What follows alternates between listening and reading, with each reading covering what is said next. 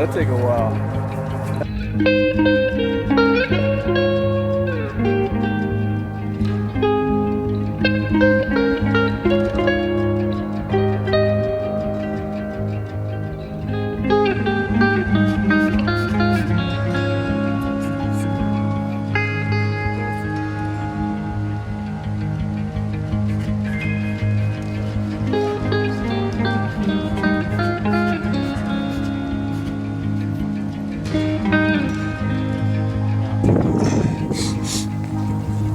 And this is how you come down.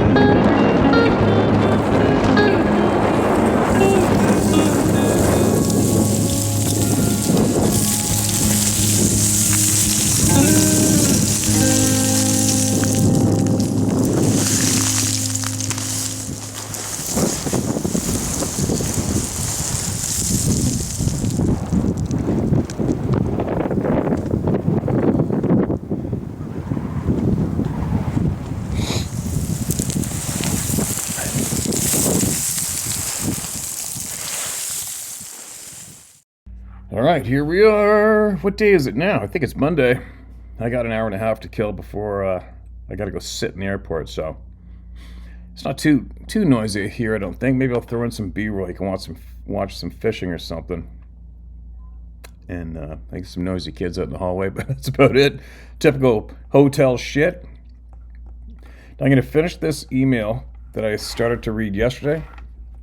And there's a part 2 email that came in from the lady. Long-time listener, first-time share, part 2. All right. Hey there, I just want to say thank you for sharing. It prompted me to share more.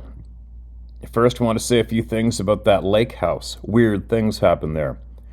The faucets would be found streaming water on full. Here's another really weird part. So weird that I'm afraid to say it, but I will in case anyone else saw this.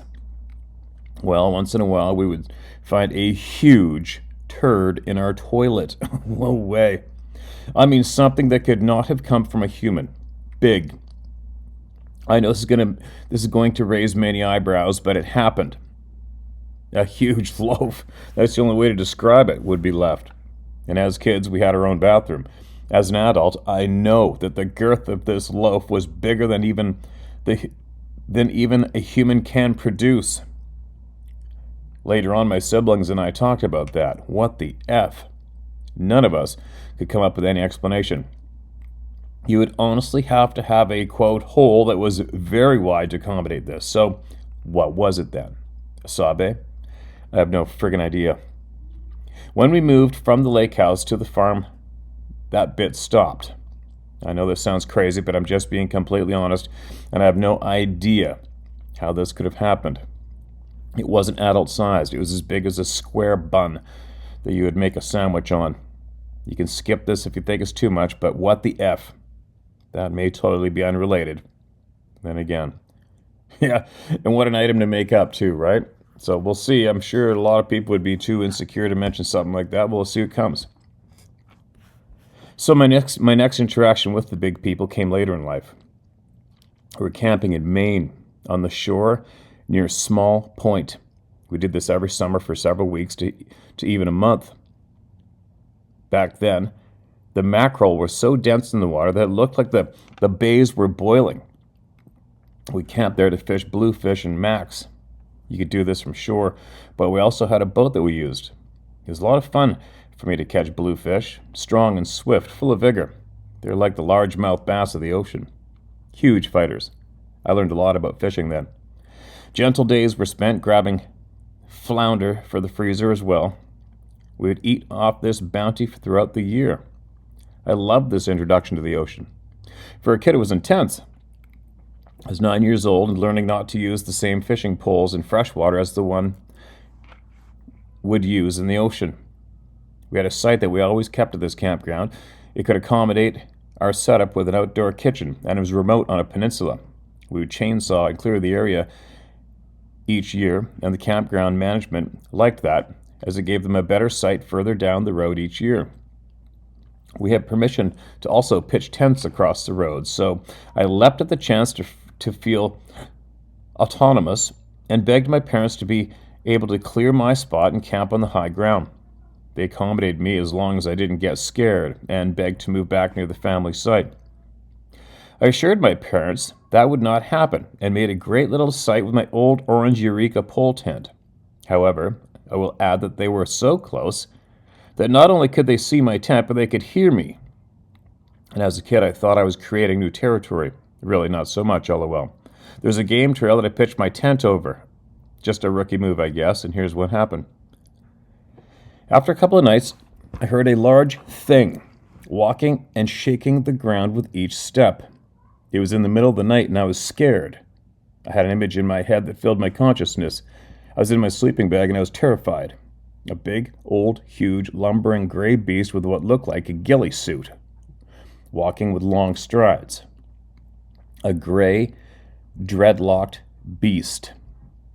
This image came to me, and I don't know how. It just did. He stopped and was angry. I was pitched right in his path, and I heard a growl, and then a tree fell down with a huge noise. I was about to piss myself, but I didn't, and that part came later. I made a ruckus in the brush. Had to be right next to my tent, and I thought my heart was going to beat on the outside of my chest, and then silence. Complete, eerie silence. I was frozen in position until the next morning. I asked if anyone had heard the tree fall, and no one had. My entire family said they had slept deeply. I had the strangest experience of feeling that I could not tell anyone. What the F? Why would I not say more detail? The tree is about 6 inches in diameter and pulled out from the root. It landed about 20 feet from my tent. The next day I moved my tent off the game trail and worked hard at clearing a space that was out of his way. The following evening I heard the steps again. The ground moved when this happened. I could feel the steps shaking the earth as I lay silent in my sleeping bag. It stopped right by the tent, snorted, then continued on. I felt that I had made some kind of a compromise. I felt like there was a recognition of my effort, that moving my tent off the trail had worked. Then things got really weird. Nights passed, and I was accustomed to the tent and the environment, sleeping through the night and feeling refreshed in the mornings. Then something happened that shook me. I woke up at some ungodly hour to hear what seemed to be a hand caressing the outside of my tent. The hand then moved down and underneath my body. I could feel the individual's fingers. Then another hand joined in, and one hand was at the small of my back and the other was up near my shoulder blades. These hands were huge. They almost could span my entire back. Like I said, I was 9. That's not a small-sized hand. I was frozen and horrified. I could not even breathe. Then it felt like I was being scanned. I have to try to describe this. My entire body was vibrating, and there was an energy moving through me. Then I screamed. I cried out loud. I pushed myself out of my sleeping bag, and then I wet myself. Suddenly, as if on cue, the forest came alive, and all the tree frogs sang. The crickets made song, and I could hear the wind. Before that, I had awakened to nothing, stillness, like a void. All that was gone. Some kind of vortex had passed. This is not the last time that happened. That feeling of all the air being sucked right out of Mother Nature. I took off, wetted my PJs, and stayed awake, shaking in my tent. So fearful I was of what may be outside and what had just happened. Then there was the weird calm that I can't explain. I knew whatever had happened, that it was over. I put on a pair of jeans and slept with my little jackknife. I remember feeling grateful that I hadn't peed in my sleeping bag. How the hell could I just go back to sleep? No one heard a thing in the family campsite. Nothing. I want to be clear. I was not by any means molested. This was something else entirely, and I was scanned. I felt this scanning in my very organs. Nothing else happened. After that, we camped at the campground, and after a few more weeks, we struck the tents and life moved on. I have never told anyone what happened. Why? That bothers me. Why did I not say more? I also feel that they know I am speaking about this now. Take it as you will. This is my truth and my story. More to come. Chris. All right. We're here waiting. It sounds creepy and interesting. One thing I take out of that is the fact that how common it is for other people to not hear anything. Nothing. It's kind of odd, isn't it? I think we may have caught that on video with me the other day, right? Very odd. Anyway, thanks for sending that in. We're looking forward to hearing more from you.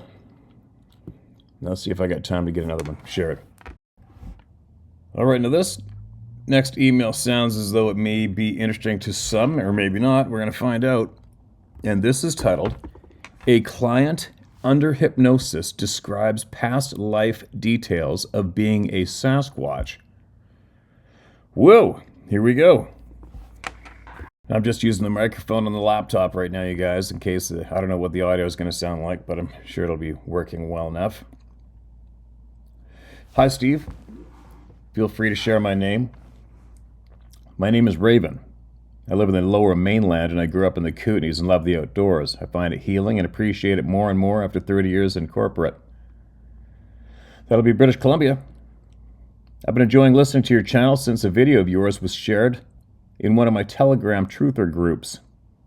I myself have not had an experience with Sasquatch, but I'm fascinated by the topic and the true stories shared by those who have had an experience, and I support truth, period. I have read that indigenous oral stories recount these beings from hundreds of years ago, and I've been reading on this topic out of fascination for years. I never thought I would ever have a reason to write in, but after you shared a recent video about someone having a hypnosis session, this is where I align and had to write in. I myself have had 2 hypnosis sessions within the past few years and was regressed to past lives. I was reluctant at first and wasn't sure if I could even be put under hypnosis, but my sessions were both profound and healing. I can't even begin to explain how surreal the sessions were. One would just have to experience their own. Since then, I decided to become trained as a quantum healing hypnosis technique practitioner. I am a new practitioner. I often follow the websites and YouTube channels of more experienced practitioners to continue learning. And right now, after I watched your recent video about someone who shared about their hypnosis session, a day or so after, I was looking at the Facebook page of a hypnosis practitioner. And to my surprise, he posted a 40-minute clip from one of his sessions with one of his clients called Past Life as a Sasquatch. Crazy. Oops, hold on. A brief summary of the points made in the video and words spoken by the client undergoing hypnosis as a Sasquatch. In particular, I'm sending this information to you as I recently heard you mention that you believe these beings are here part-time. This client's session supports your hypothesis. Number 1. She was a Sasquatch in this past life regression, a large and muscular male covered with hair. Number 2. She came here through a portal. The portal was situated on a hill, and the portal stays there at that location and can be accessed anytime. Side note, you guys, I've heard that quite a few times from some native elders here in British Columbia about portals being in specific places on mountains around, particularly Squamish, actually. Number 3, she claimed humans have a weird smell like iron. Number 4, humans' thoughts are loud to her. Number 5, she has been here before. This is not her home. Her home is far away. Number 6, she was sent here to bring her brother back. Number 7, some humans are also not from here, and this adds a bit of confusion while I listen to the video. Number 8, her Sasquatch people that she came here to bring back, they live in the same area that the portal she came through is located. Number 9, she opened a time and walked in. That's how she got here. Her people were given this ability a long time ago. Number 10, some Sasquatch live here full-time, some do not. She does not and does not like it here. Number 11, If someone from back home is injured and is in need of some elements from the earth forest for healing, they will come here for these elements. Number 12, her people live everywhere. Number 13, the small man with blue eyes and pale skin she ran into in her regression also is not from here. His people venture out every once in a while. Number 14, the small man cannot see her because they are not in the same dimension, but she can see out from her dimension into his dimension. 15, she keeps her base while here, near the portal. Number 16, in the beginning there was an agreement. Her people could take whatever they wanted, but when too much was taken, they had to stop. But some didn't stop. She is not one who did not stop. Number 17, some humans are taken and are not in agreement with being taken. Number 18, most humans do not come back. Traveling with humans is very tricky, and some do not make it through the portal. Some would like to have humans as pets. 20, some of her Sasquatch people are not happy because her people have been reined in. They reined her people in. And I'm unsure of who they are, but they serve as the local government. They wear things around their neck. They dress very neatly. Many of them hold weapons. 21, these government people gained access to the Sasquatch due to some error, using some of the machinery in the time. There was a lot of confusion, and it was unknown how to close the time error, and now the Sasquatch came to Earth to take, sounds like radiation, like since they were reined in, and they now have access to Earth. They will just take what they want and come and go as they want. 22, the newer Sasquatch were grown here. 23, she does not like humans with their emotions. They are not very pleasant. Their physical ailments are sometimes frightening, which creates an unhappy being. 24, sometimes her people want to help the little ones, the children, if they're sick, as they still have growing to do. They are not so frightened and are willing to receive healing. 25, the little ones are asked if they want to stay. It's much easier for the younger ones to travel because their bones are not as rigid and their minds are more open.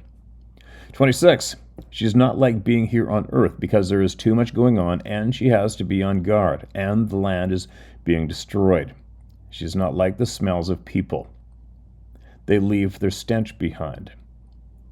It never occurred to me that Sasquatch experience a stench of humans. So many humans have described the stench of the Sasquatch.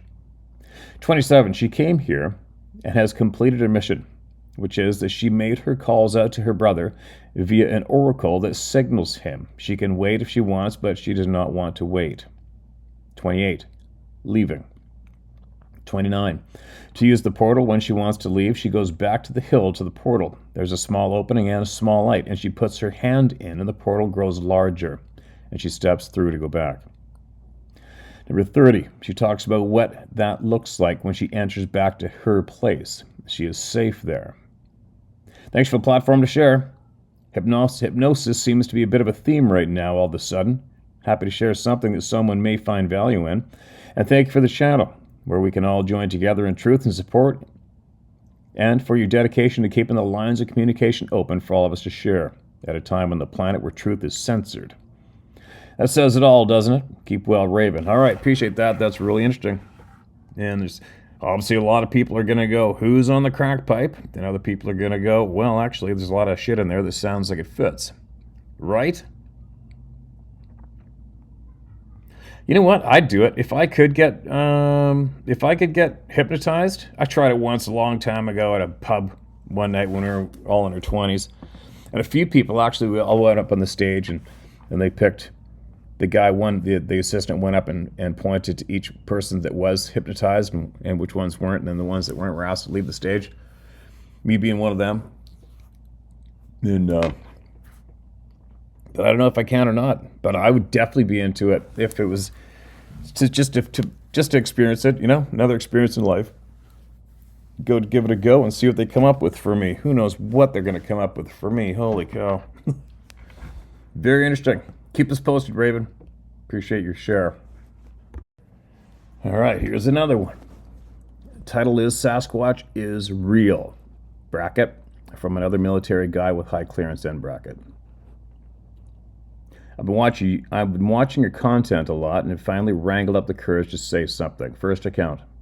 I initially enlisted into the military as special ops. I graduated the initial NDOC course and went on completing the other courses to graduate to be a full-fledged PJ. We had to have top secret clearance, and this would later on bite me in the ass. One of the courses is SERE/Survival School in the Spokane, Washington. We have classroom training for about a week, spend some time in the mountainous woods in the northeast quadrant of the state, can't disclose how long, practicing the survival methods and strategies we had been taught, mostly by ourselves, and then at some point end up in POW camp, also can't disclose the length of time, while doing the evading portion, tromping around in the woods and trying to survive on minimal things. We were in typical buddy teams, 2 people having to make daily checkpoints. A couple days after we had been released to be on our own, my buddy and I were quietly hiking a game trail along the side of a drop-off to our left. We were walking one after the other and stepping in one another's tracks to reduce prints as much as possible.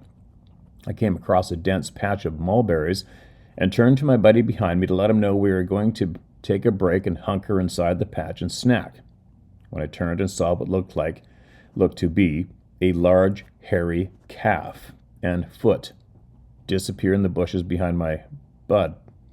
I've hunted and fished most of all the U.S., and I've never seen anything like that in my life, and it was not a bear.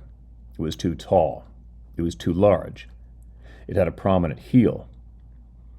The hair on the back of my neck stood up, so tall that my scalp almost hurt. I continued walking backwards down the trail.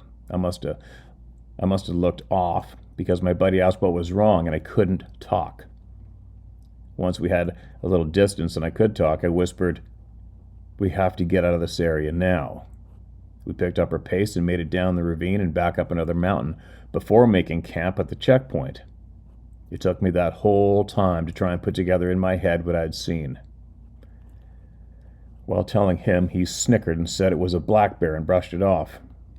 The next day was uneventful. We made it to the next checkpoint.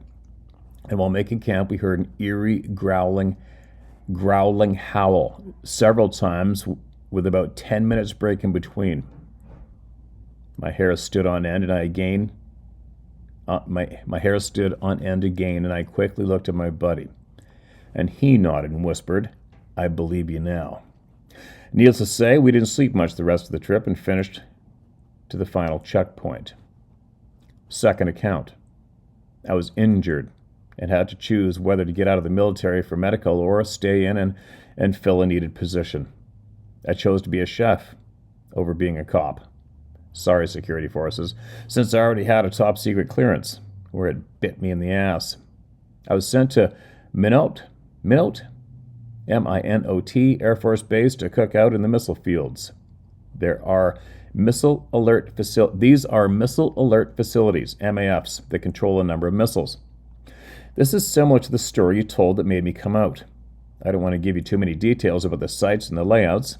I will say the story similar to this one was off, and hopefully that it was to keep guarded secrets of these sites. Anyway, at the MAF, there is a head cop at the command office that will send out groups of 4 cops out to patrol the missile fields in his/her area. They do this 24/7 and respond to alarms when the missiles perimeter fences. The fences around the missiles and the MAFs are 10 feet high with 3 strands of barbed wire across the top. Usually the alarms are animals or snow drifting on the fencing or gates causing them to move just enough. But there's been the weird instance when people would dump their garbage over the fence, or tree huggers would try to break in and vandalize or chain themselves to the fences. So, every call out to a site was a serious one. These cops also have security clearances and patrol in full gear and armed. One night I was done with my duties and I was hanging out in the control office with one of the cops, and an alarm went off at one of the sites. Like firefighters, the patrol cops suited up, putting their flak vests and layers of clothing on. It was snowing that night and about 20 degrees. The group of four headed out into the darkness. The taillights almost disappeared before they reached the end of the 200-yard driveway. They made their way toward the site. About 30 minutes later, they were turning onto the driveway to the missile site, the entire way making radio contact as to what was going on. If anyone knows Humvee headlights, they aren't great, and the pole light at the missile site gave little illumination as well. They slowly drove up to the gate. They radioed in that it looked like someone dumped a few garbage bags on the back side of the site. 3 got out to go onto the site and retrieve the bags. The driver stayed in and on the radio, and as they were unlocking the gate, the pile raised up. It stood up. The driver could be heard saying, "What is that?" Then honking and yelling, "Come back, come back." You could hear the other cops quickly getting back into the truck. One of the cops said, "That thing was almost as tall as the fence." Another said, "I've never seen something clear a fence like that." Then the group requested a fire team for backup because they wanted to see where it went. Once the fire team and a supervisor arrived, they trekked to the back of the site. They were wading in a snow path up to their belly buttons and accounted that even though they could barely see as the creature ran into the darkness, the snow looked to be up to its knees. They followed the path maybe 40 yards with the snow falling, poor visibility, and terrible headlamps and flashlights. They returned to the truck and then back to the MAF. They filled the control office cop in on what had happened, and I made sure that I stayed to hear the parts we didn't get to hear over the radio, like the first story you told about the missile fields. These are also typically flat and desolate. This particular area butted up to the Badlands, and I believe something could live and hide down through the ravines and fingers of the area.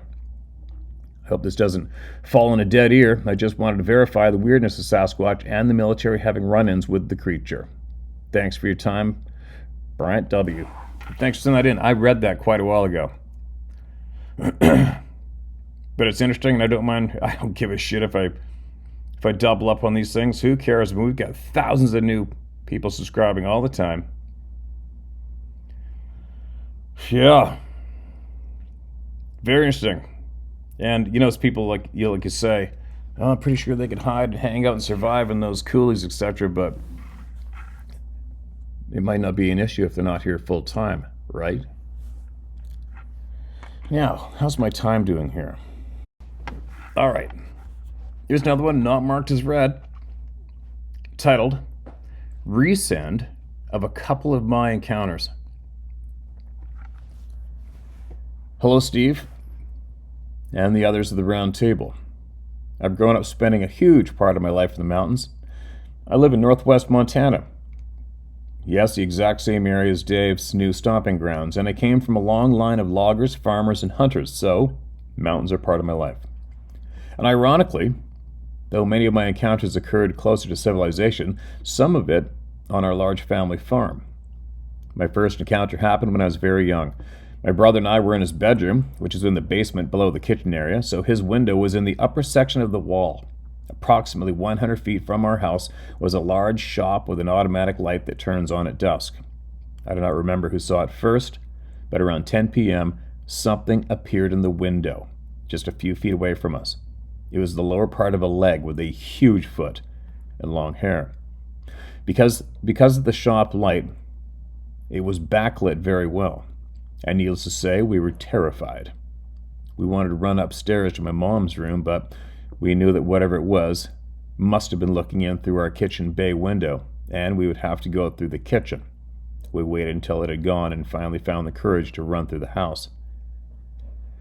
A few days later, when actually discussing with my mom what had happened, I was surprised at how understanding she was. She then told me that my uncle was at work just days before and a couple of co-workers had come in visibly shaken. Just a mile or so from our farm across open land, they had a Sasquatch bound across the highway in 3 leaps right in front of them. The highway at the time was 2 lanes with wide shoulders, so the leaps were incredibly long. They literally handed him the keys and said they were never driving again.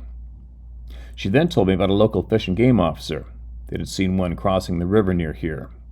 At first, he wasn't sure what he was seeing, and after having watched it for a while, it began emerging from the deep water. That was when he realized he had been watching a Sasquatch from the shoulders up. As it got to shallower water, near an island, its complete form could be seen, and the realization of what he was seeing terrified him. And needless to say, I felt both better and frightened, although it was better to have some understanding and be frightened because it was real and hitting home, literally. Sometime later, time from back then blends because it was about 35 years ago. My brother, a cousin, and myself were out goofing around on the farm, and we came across tracks in a creek bed. They were huge.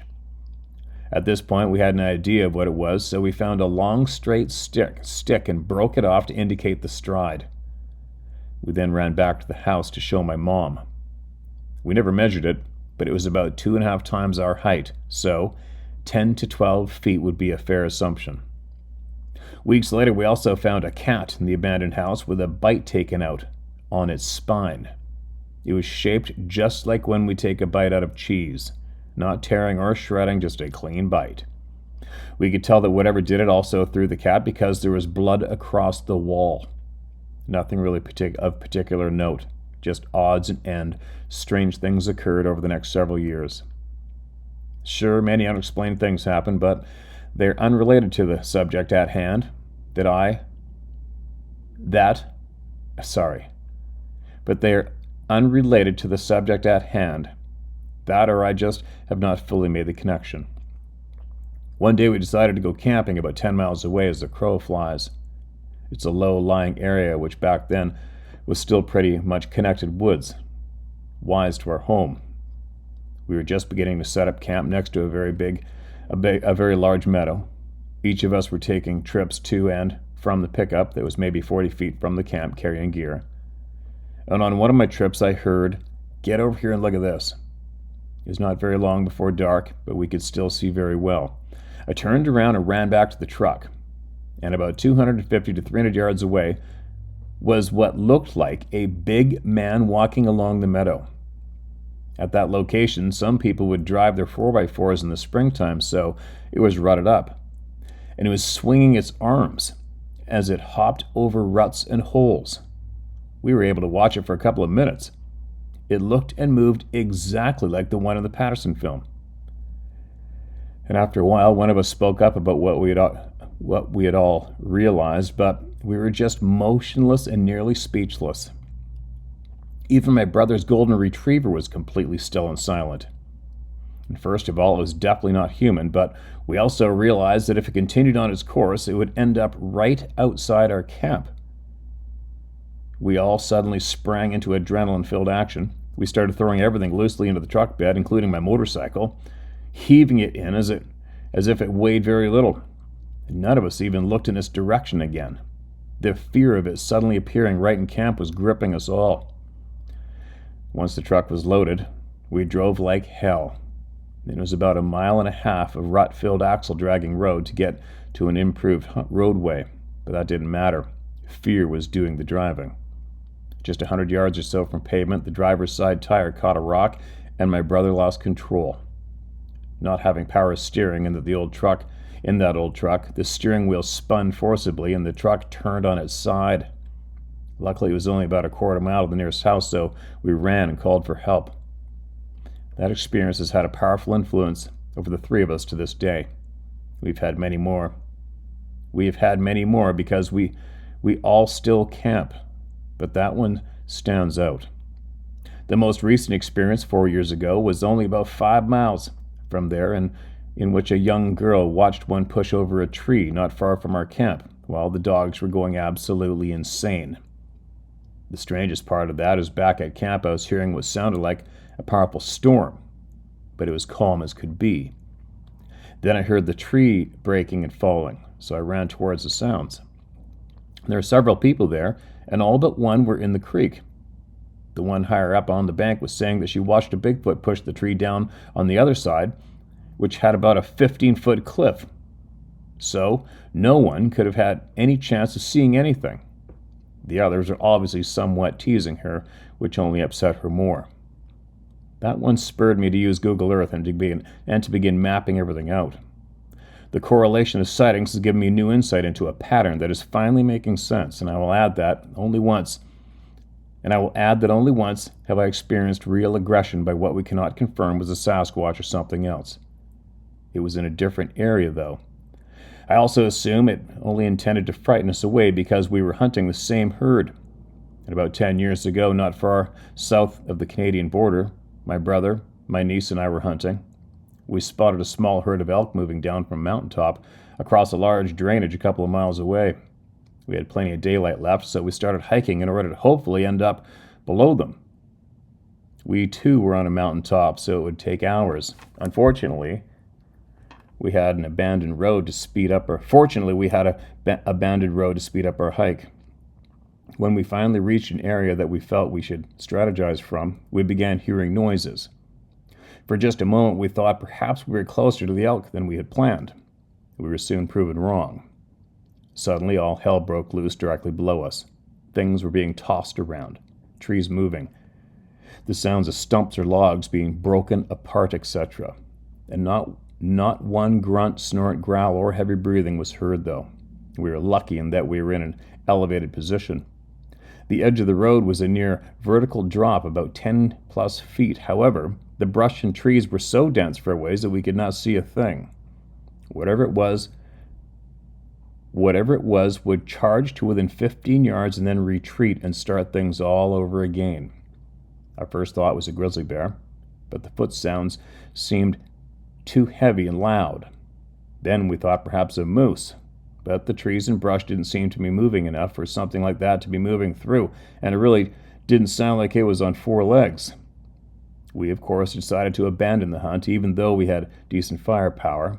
I had a custom 300 Remington Ultra Mag, loaded with 210 grain AccuBonds, moving out over 3,000 feet per second. That would dump anything. Plus a 454 Castle. My brother had a 338, my niece had her 7mm .08. Yet we still felt underpowered. We began backtracking, and whatever it was kept pace with us and stayed only about 30 yards away, out of our sight over a mile. Over a mile. At one point we stopped and waited because in order to go where we needed to, we would have to cross paths with whatever it was. And we didn't quite know what to do other than wait a while and then go for it. The entire walk we had our guns up and pointed towards the sound. When we no longer heard anything, not even the sound of it moving away, we finally moved ahead and made our turn toward where we needed to go. And we didn't have another confrontation or hear it again, though. With that, I'll end with this writing. Be safe and keep encouraging people to speak out. This is the first that I've really mentioned any of this other than a quick blurb outside of my family discussions. Another outdoor enthusiast. And P.S. Not long after we had our sighting encounter, a huge area was completely locked down to any motorized access, and it remains that way to this day. And there you go. Welcome to the club, man. I hope you're still here, and if you are, and you want email in some more, I'm all over it. I think that's my call for my ride. Hello. Yep. 9:20. Oh, okay, yeah. I'll be right down. Thanks. Whoops, gotta go.